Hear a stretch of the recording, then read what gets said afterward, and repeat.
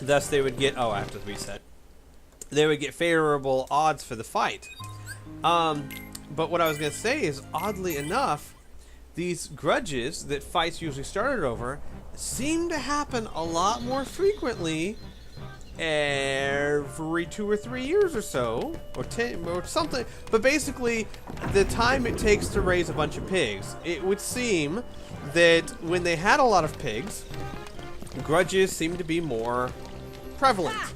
And the conclusion is, by military historians, that you grew a lot of pigs and you kind of needed an excuse to slaughter them, and thus grudges would suddenly appear to have combat. So for the New Guineas, combat could have been nothing more than just an excuse to eat the pigs. As weird as that sounds, it's the way they think. But the reason why combat was, one of the reasons or theories why combat was highly ritualized among primitive cultures and less ritualized among less primitive cultures like the Romans, the Greeks, the Egyptians, was because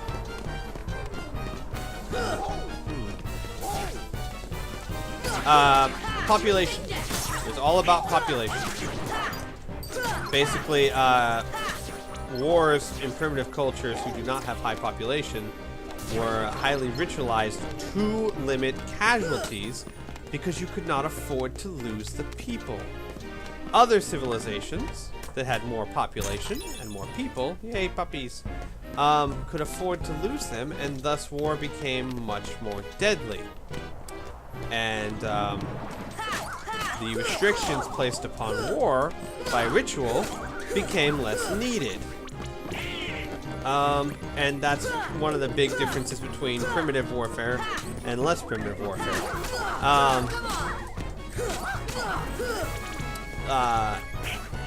However, in some cases, the opposite would be true. For example, the Aztecs. Now, the Aztecs were fascinating because they practiced a style of warfare very, very different from other people. And I know this is skipping around in the time frame here because, well, the Aztecs were only 1,000 years ago, 1,500 years ago. I'm yawning. I'm sorry. But way after races like Rome and Greek. But they were pre-metal. They were used wood and obsidian. So their tactics were much like primitive tactics. Well, not really. It could have been.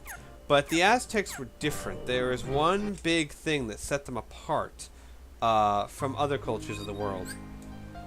And that was their gods demanded human sacrifices. Lots of human sacrifices. The Aztec gods loved to swim in a sea of human blood. Literally, I mean, God. Not literally, but there were human sacrifices required almost on a daily basis or monthly basis, and they needed a lot of sacrifices. And because of this, Aztec warfare was unique in history. And how was it unique? Well, they didn't fight to kill. They fought to maim and capture. And what would happen is Aztec warriors were trained to attack the legs of an opponent. Oh, that reminds me. Before I get into the Aztecs, one thing I wanted to show, share about the New Guinea, which is really, really cool, is the New Guinea. Remember I told you that final stage of combat, the rout, where they drive the opponents off and try and actually kill them. The New Guinea had a special type of soldier who was a really, really fast runner. And what he did is he attacked legs. And what he would do is when the other army was en route, in other words, when they were running away, he would run after them. And he was a fast runner, so he would catch up with them. And his goal was to strike one blow at their legs and then move on. And what he would do is he would, as he passed someone, he would strike a blow at their leg and keep on going to try and slow them down so that the slower runners behind him could finish the guy off. and then he'd keep running and try and get someone else's leg. And it was kind of their version of cavalry riding people down. Because in history, when an army routs, it's just chaos. And if you watch, like, you know, medieval Total War II, it's when an army is routing, it's just a feast for cavalry to ride them down. Well, the New Guinea had their own primitive type of cavalry, which were these guys that were very quick runners and would try and strike at their legs to slow them down. So, anyway, back to the Aztecs. The Aztec warriors, all of them were trained to strike at the legs, and they would use weapons that were meant more to injure than to kill. Like, for example, a favorite weapon of theirs, in addition to javelins, which were lobbed through with, oh, I don't remember the name of the device, but it's some device that, it's like a pole arm. I mean, it launches these things, these spears, really, really far. They had these type of clubs with obsidian teeth in them, and basically what it looked like is, imagine a club where along one side it has spikes or obsidian teeth, like a big saw blade almost. And the object of that is to what's my status? To injure, not kill. They wanted to maim people so that they could be captured and brought home and sacrificed. And the warriors, the Aztec warriors, were judged on how many people they had captured. And what they would do is they would engage with the other army. They would try and strike a blow to the knee or the leg, but generally the knee. And then they would wrestle that opponent down to the ground and capture them. And you had... I'm trying to remember their exact setup, but you had newer soldiers who I think would fight in front. Man, I'm trying to remember the actual order, because like newer soldiers would fight in front or something, and older soldiers or veteran soldiers would fight in the back or something like that. But you had to gain a certain number of captures, and how many captures you had was your status as a soldier.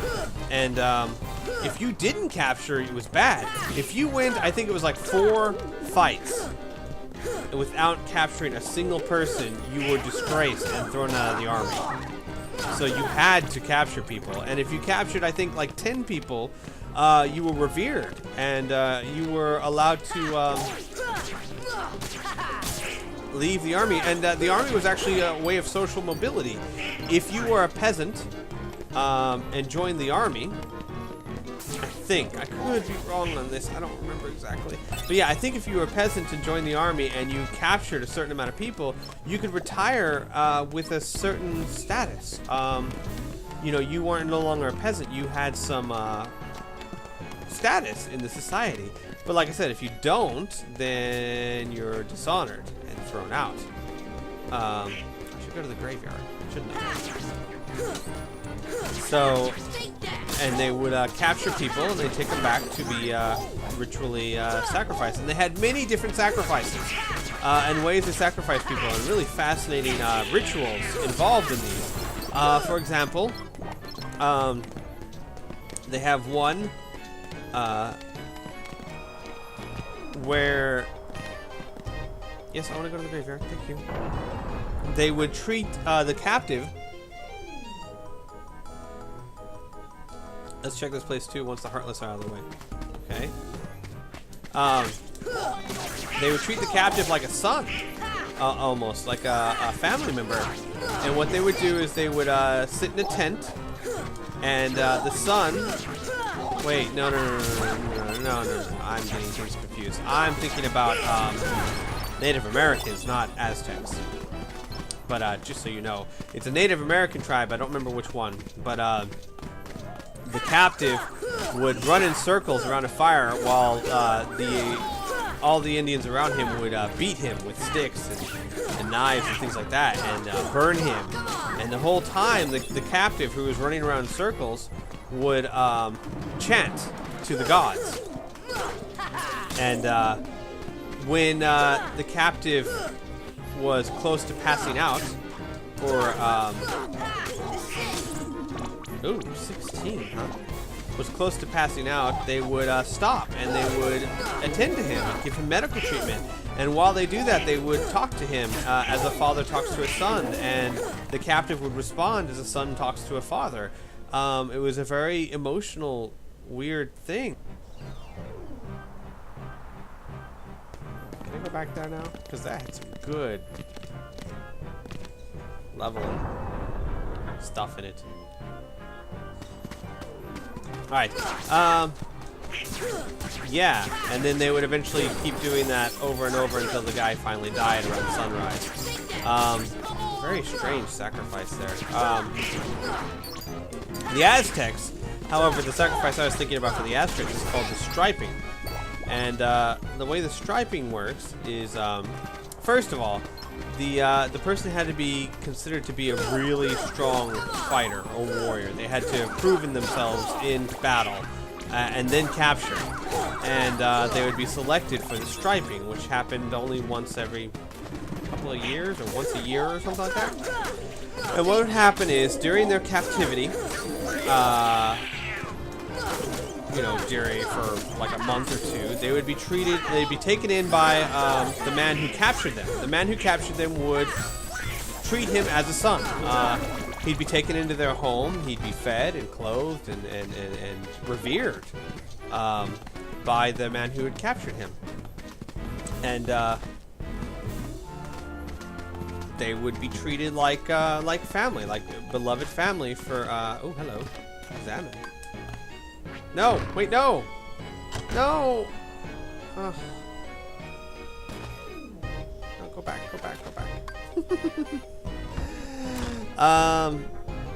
Until the time of the striping. And the time of the striping would come around, and what would happen is they would stand him on a pedestal, I think 3 or 4 feet high. And they would, 4 warriors would gather around him, 4 distinguished warriors of the Aztec tribe would gather around him, and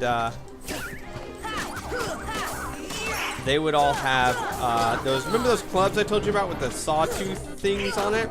Well, they would have those, and the object, these 4 warriors would try to inflict wounds on him. Basically, he would have to fight all 4 of them at the same time. He stands on the pedestal. He has, I think, a club and basically what they have, but instead of it having obsidian teeth, it had feathers. It's kind of a mockery. And basically, he was supposed to fight them off, and he's at a disadvantage because he's at a heightened elevation, so it's easier for the other guys to strike his legs.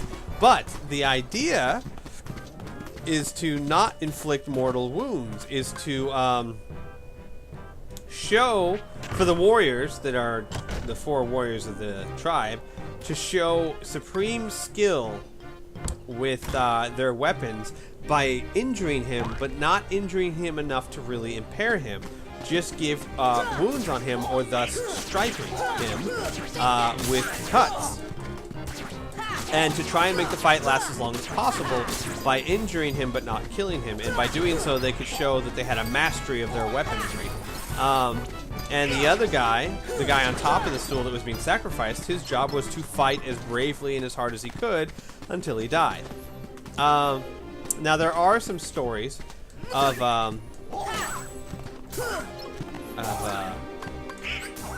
the guy actually beating, because I know what you're saying, well, what happens if he actually ends up beating those 4 guys?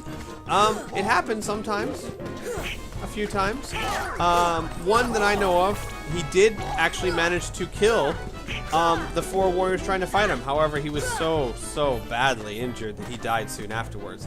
I don't really know what they would do if the guy won and survived. But yeah, so what a strange, crazy ritual, huh?